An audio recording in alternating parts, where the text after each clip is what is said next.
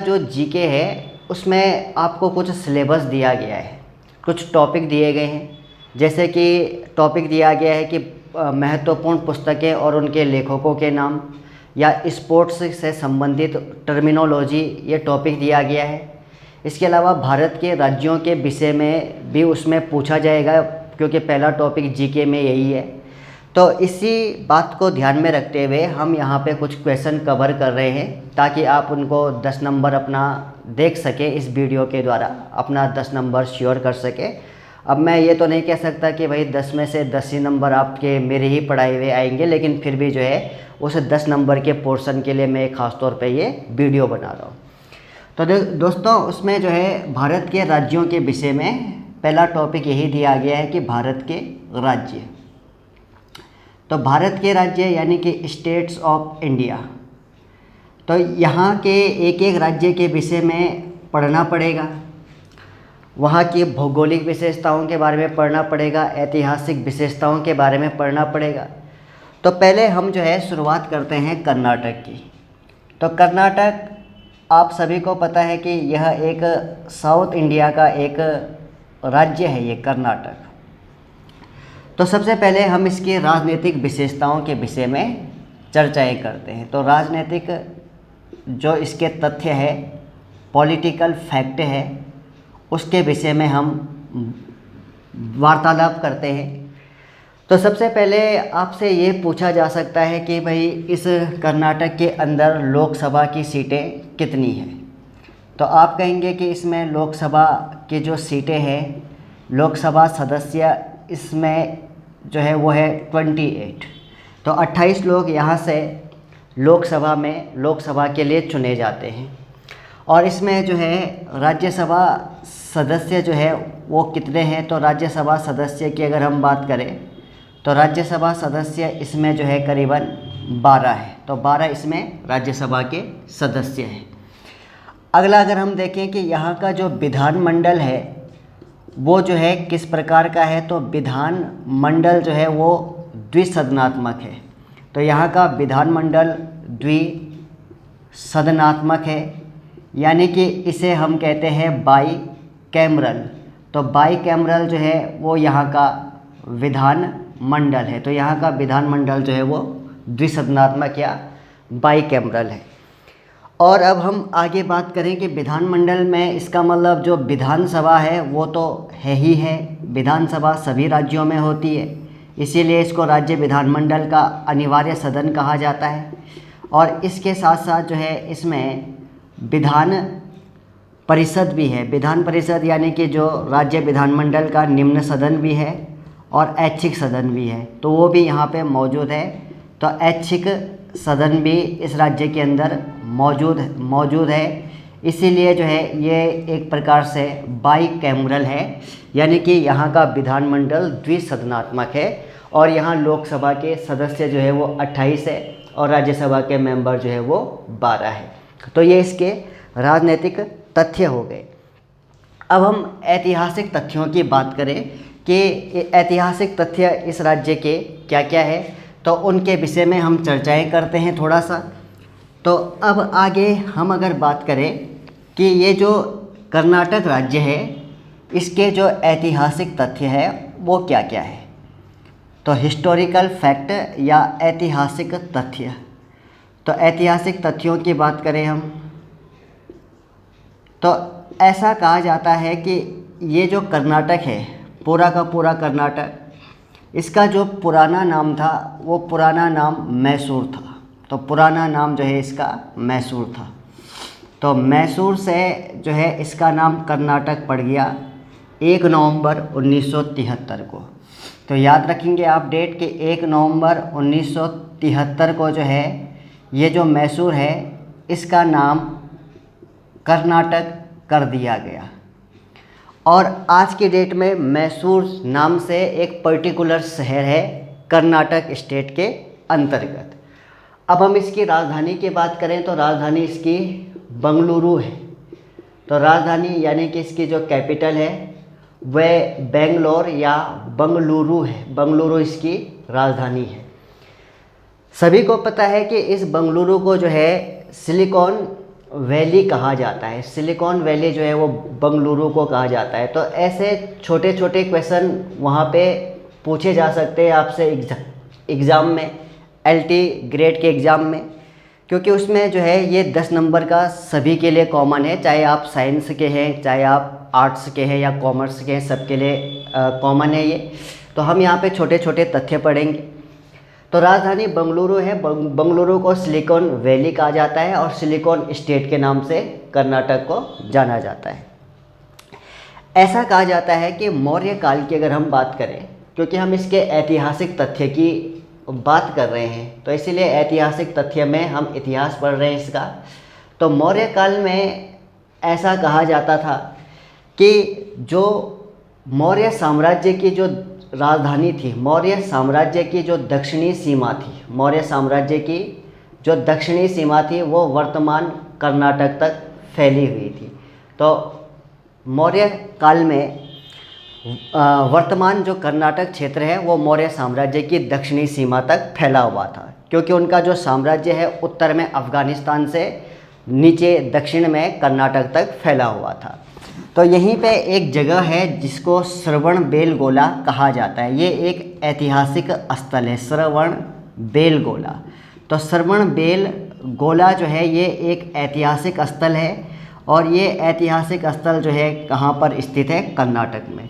तो यहीं पे जो है एक प्रतिमा है गोमेतेश्वर की प्रतिमा। तो गोमेतेश्वर की जो प्रतिमा है वो प्रतिमा जो है श्रवणबेलगोला कर्नाटक में है, श्रवणबेलगोला कर्नाटक में है। तो इसी स्थान पे जो है चंद्रगुप्त मौर्य जो मौर्य साम्राज्य के संस्थापक थे, चंद्रगुप्त मौर्य, उन्होंने श्रवणबेलगोला नामक स्थान पर जो है संलेखना परीक्षण के द्वारा जो है अपना शरीर त्याग दिया था। संलेखना परीक्षण के द्वारा अपना शरीर त्याग दिया था। तो आपको पता होगा, शायद जो आर्ट्स पढ़ते हैं उनको तो अच्छी तरह से पता होगा कि ये संलेखना परीक्षण जो है ये जैन धर्म के अनुयायी इसको करते हैं। और यहाँ पे जो है जैन धर्म के जो फॉलोवर्स होते हैं, जो उसको मानने वाले होते हैं, वो अपने जीवन के अंतिम दिन में अन्न जल का त्याग कर देते हैं और अन्न जल का त्याग करने के बाद वो अपने शरीर को त्याग देते हैं व्रत के द्वारा। तो उसी को संलेखना परीक्षण कहा जाता है। तो यहाँ पे जो है श्रवणबेलगोला कर्नाटक में चंद्रगुप्त मौर्य के द्वारा किया गया था, जिन्हें भारत का प्रथम राष्ट्रीय सम्राट भी कहा जाता है और जो मौर्य वंश के संस्थापक थे। अब यहीं पे जो है श्रवणबेलगोला में जैन धर्म के अनुयायियों का सबसे बड़ा त्यौहार यहीं पे आयोजित किया जाता है। तो जैन धर्म के जो अनुयायी होते हैं उनका सबसे बड़ा त्यौहार जो है वो श्रवणबेलगोला कर्नाटक में आयोजित किया जाता है और उसका नाम होता है महामस्तकाभिषेक। अगर आपसे पूछा जाता है कि महामस्तकाभिषेक जो है ये एक त्यौहार है, ये किस धर्म से संबंधित है, तो यह जैन धर्म से संबंधित है। तो यहाँ पे महामस्तकाभिषेक त्यौहार का आयोजन भी किया जाता है।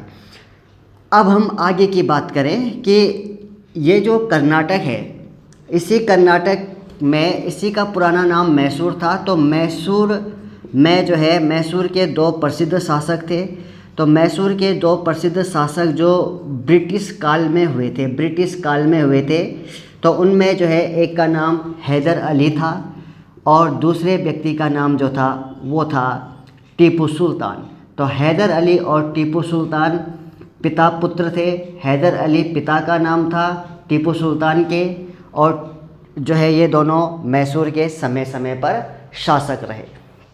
तो टीपू सुल्तान जो था उनके बारे में अगर हम बात करें तो उनकी जो राजधानी थी वो मैसूर के अंतर्गत या कर्नाटक के अंतर्गत ही श्रीरंगपट्टनम थी। तो श्रीरंगपट्टनम जो है वो कर्नाटक में है, ऐतिहासिक स्थल है और ये जो है टीपू सुल्तान के राज्य की राजधानी थी। तो टीपू सुल्तान जो है वो 1799 में चतुर्थ आंग्ल मैसूर युद्ध में मारे गए। चतुर्थ आंग्ल मैसूर युद्ध में शहीद हो गए टीपू सुल्तान। और जो है इनका संबंध जो है फ्रांस के नेपोलियन से इनकी मित्रता थी। तो फ्रांस के नेपोलियन ने एक जैकोबियन क्लब बनाया था, तो उसकी मेंबरशिप जो है भारत के टीपू सुल्तान शासक ने ली थी।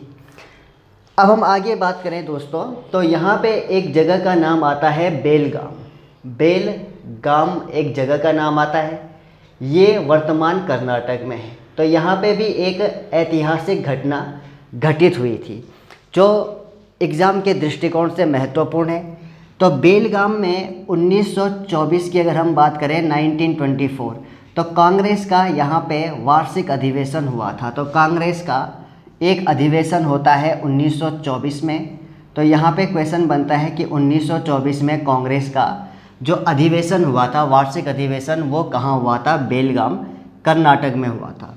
इस अधिवेशन के अध्यक्ष कौन थे? तो इस अधिवेशन के अध्यक्ष बहुत ही परिचित व्यक्ति थे, महात्मा गांधी। तो महात्मा गांधी जो है वो इस अधिवेशन के अध्यक्ष थे। तो यहाँ पे क्वेश्चन ऐसा पूछा जा सकता है कि गांधी जी ने निम्नलिखित में से कांग्रेस के किस अधिवेशन की अध्यक्षता की थी? तो 1924 के बेलगाम अधिवेशन की अध्यक्षता की थी जो कर्नाटक में हुआ था। तो इतना आपने इसके ऐतिहासिक तथ्यों के बारे में पढ़े कि ये जो है उतना बताया जा रहा है जितना एग्ज़ाम में आ सकता है, आने लायक है। अब हम इसके भौगोलिक तथ्यों की अगर हम बात करें, भौगोलिक तथ्य, कर्नाटक के भौगोलिक तथ्यों की बात करें, तो आपको पता है कि ये जो कर्नाटक है ये जो है दक्षिण भारत का एक प्रांत है। यहाँ की जो भाषा है, राजभाषा है, वो कन्नड़ है। और कन्नड़ भाषा जो है संविधान की 8वीं अनुसूची में 22 राजभाषाओं में से एक राजभाषा कन्नड़ भी है। भौगोलिक तथ्य की बात करें तो यह जो है कॉफ़ी का सबसे बड़ा उत्पादक राज्य है। तो भारत में कॉफ़ी का सबसे बड़ा उत्पादक राज्य है। तो भारत में कॉफ़ी का सबसे बड़ा उत्पादक राज्य जो है वो कर्नाटक है। तो यह कर्नाटक जो है भारत में कॉफ़ी का सबसे बड़ा उत्पादक राज्य है। इसके अलावा यहाँ पे जो है सोना भी बहुत ज़्यादा मात्रा में पाया जाता है। तो सोने का सबसे बड़ा, सोना यानी कि गोल्ड, तो भारत में सोने का सबसे बड़ा उत्पादक राज्य जो है वो यही है, कर्नाटक है। अब कर्नाटक में सोने की 2 खानें हैं। नंबर 1 कोलार माइंस, तो कोलार खान जो सोने की खान है वो वर्तमान में कर्नाटक में ही है। और इसके अलावा हट्टी की खानें भी जो है वो कर्नाटक में है, जो सोना का उत्पादन करती है। और इसके अलावा भटकल, जहाँ पे एक बंदरगाह भी है, बंदरगाह नगर भी है, तो वो भी स्वर्ण उत्पादन क्षेत्र के लिए जाना जाता है। तो ऐसे छोटे छोटे क्वेश्चन पूछे जा सकते हैं एग्ज़ाम में। जिस तरह से सिलेबस दिया गया है उसके अकॉर्डिंग मैं आपको बता रहा हूँ कि कोलार स्वर्ण उत्पादक खान किस राज्य में है, तो आप कहेंगे कि ये कर्नाटक में है। हट्टी की खान जो है ये भी कर्नाटक में है। और भटकल जो स्वर्ण उत्पादक क्षेत्र है वो भी कर्नाटक राज्य के अंतर्गत है। आगे की अगर हम बात करें तो ये कॉफ़ी का सबसे बड़ा उत्पादक राज्य है। तो यहीं पे जो है कॉफ़ी बोर्ड का मुख्यालय भी बनाया गया है। अगर कॉफ़ी बोर्ड का मुख्यालय देखा जाए तो कॉफ़ी बोर्ड का मुख्यालय जो है वो इसकी राजधानी बंगलुरु में बनाया गया है। तो कॉफ़ी बोर्ड का मुख्यालय जो है वो बंगलुरु में है। और इसे कब बनाया गया था? 1942 में बनाया गया था, ब्रिटिश काल में इसको बनाया गया था। तो कॉफ़ी उत्पादक राज्य है। अब हम आगे की बात करें, यहाँ पे कॉफ़ी की जो किस्म होती है वो कौन सी किस्म की कॉफ़ी यहाँ पे होती है? अलग अलग किस्में हो सकती है। तो अरेबिका जो कॉफ़ी की सर्वश्रेष्ठ किस्म होती है, तो अरेबिका किस्म की कॉफ़ी का यहाँ पे उत्पादन होता है कर्नाटक में। यहाँ पे ऐसा कहा जाता है कि 1853 ईस्वी के आसपास, यानी कि जब लॉर्ड डलहौजी का टाइम पीरियड था, डलहौजी जो है भारत के गवर्नर जनरल थे 1848 से 56 के बीच में। तो 1853 में ब्रिटिश सरकार ने जो है सर्वप्रथम इसी कर्नाटक के अंदर चिकमंगलुरु ज़िले में कॉफ़ी के बागान लगाए थे। तो चिकमंगलुरु एक ज़िले का नाम है कर्नाटक के अंतर्गत। तो वहाँ पे अंग्रेज़ लोगों ने जो है ब्रिटिश सरकार ने, कंपनी सरकार ने जो है कॉफ़ी के बागान लगाए थे। अब आगे हम बात करें कि एक वृक्ष होता है जिसे यूकेलिप्टस कहते हैं। यूकेलिप्टस आपने पढ़ा होगा। तो एक वृक्ष होता है जिसे यूकेलिप्टस कहते हैं, या इसी को जो है सफ़ेदा भी कहा जाता है। सफ़ेदा भी कहा जाता है।